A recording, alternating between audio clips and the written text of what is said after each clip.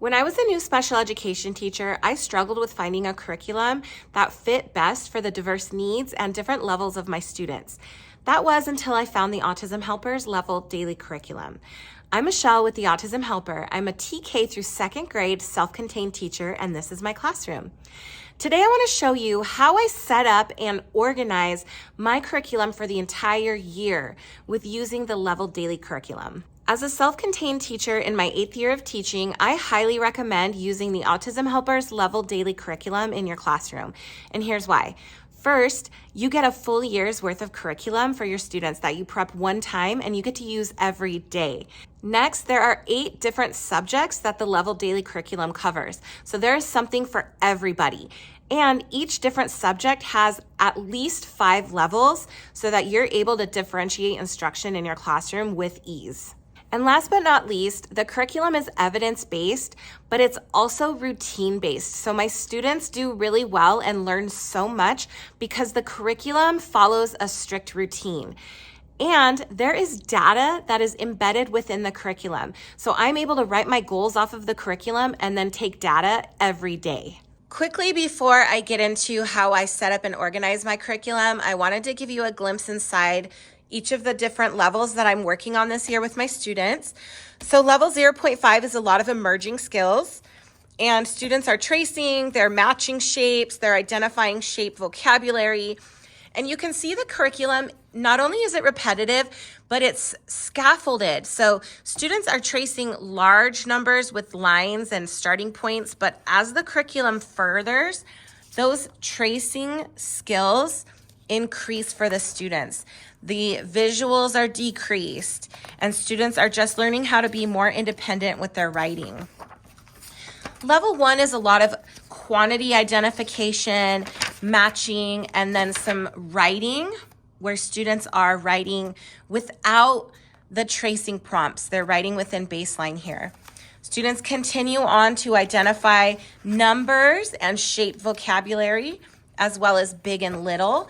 This is just up until Unit 3, so skills get more difficult, but also continue to be repetitive.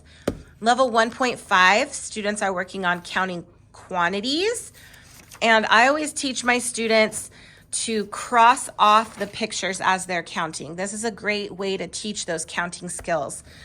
Students are also working on word vocabulary in here, and then we get into money, time, and addition. And then level 2 is, it's very similar to level 1.5, but it has more difficulties here. Students are writing word numbers. Students are counting quantities and matching to the number word. They're adding, working on time, and money identification as well. I know you're wondering how I figure out which level students are at. I am a Curriculum Access member. Now, I know you don't know what Curriculum Access is, and that's okay. Curriculum Access is just a way for your school to pay for the curriculum for you.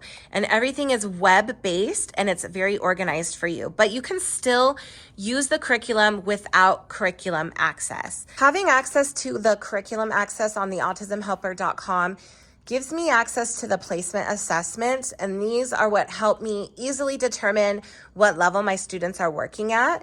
And you don't have to have these placement assessments to determine what levels your students are working at, and I'll show you how to do that in a little bit. However, these are what the placement assessment looks like. This is the language placement assessment number 1. And as you can see, the student scored 100%. Following the rubric, I'm able to tell that my student can either do level assessment 2 or I can have them do level 1.5. I decided to see what he knew, so I moved him along to the language assessment 2. And he scored 22% on this. So I determined, using the rubric again, that below 40%, because he scored 100% on the first placement assessment, he could go ahead and do level 1.5 for language arts. For math, he did really well with the math placement assessment as well, the first one. He scored 95%. So I decided to do the placement assessment 2, which was a little bit more difficult for him, but not much. He still scored really well. He scored 48%.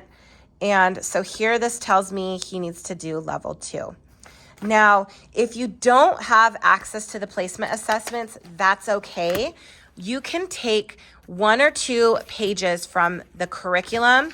I would do the pre-test and maybe a pre-test from another unit so that you can see how they're scoring, and then continue on through the levels and just give the unit pre-tests until you find that they have difficulty, and then that means that they should be in that level.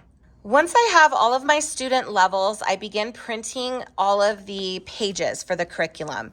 And it uses quite a bit of paper initially, so you can see my levels or my booklets only go up to Unit 3. Sometimes, depending on the student, I will print up 4 units or 5 units. However, for this, I just printed 3 units. Once I have everything printed, I like to use red for math, but you can use any color really. I use my coils and my binding machine, and I make my booklets with the coils and the binding machine. Another element of the curriculum are the visuals, the anchor charts. So I make sure to always prep my anchor charts at the beginning of the school year, and I have this binder here. I use this for easy grabbing so that I can give my students the anchor charts when they're ready, and I organize them by different levels. And not only do I prep the anchor charts, I also prep the implementation guide and the extension activity ideas. And this helps if I have a paraprofessional run my center for the day, or if I have a substitute running my center for the day. So you can see I have all of my anchor charts right here. So all I have to do is pull them so students can look at those while they're working. In my classroom, I also use the language arts level daily curriculum. So you can see I have my anchor charts prepped here in the same binder, the same format. And this is for my paraprofessional. She runs this center, but you can tell that everything is the same for each center. So we want to make sure that we're being consistent with how we are teaching the curriculum in the classroom. All right, here is my language arts curriculum. You can see each student has their own cubby. This shelf was here when I started working, and I found that this is just the best use of this shelf to keep all the students' work separate and labeled. All right, now this is my center, my math center, and you can see I organize my curriculum with these file cabinets. I purchased these from IKEA, and these are great because they just pull out. When I change center groups, all I have to do is move the file, and I organize these by center. So this is center 1, this is center 2, center 3, 4, 5, and 6. So this is just a really great way for me to be able to quickly pull the curriculum and work on it with my students. Down here is where I keep all of the extension activities that I might be using for the day or the week or the month.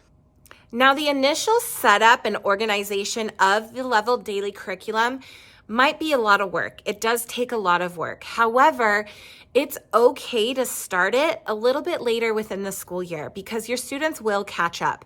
And what I like to do is work on prepping the curriculum and then working on the extension activities with my students while we're prepping the curriculum. I didn't start my curriculum until about 4 or 5 weeks in the school year, and my students are still learning and they're doing great. And yes, it is a lot of work, but I highly recommend putting in that work because once you initially set it up and teach yourself how to use this curriculum, it just comes natural and it's so much easier year after year to get started with your students. Circle all of the same number. What number is this? 11. You're looking for all of the 11s and you can make a circle. Amazing. Keep going. No, we just want one circle. Perfect. Keep going. No, thank you. Yes, perfect. You did it. You have one more 11. Do you see it? Yeah. You found it. What number? 2. Keep going. 2. That's correct. Good job. Awesome. Wow, I love those circles. There's one more. See if you can find it. To see more of my self-contained classroom and how I use the curriculum in my classroom, like and subscribe to the Autism Helper on YouTube and check out our website at theautismhelper.com.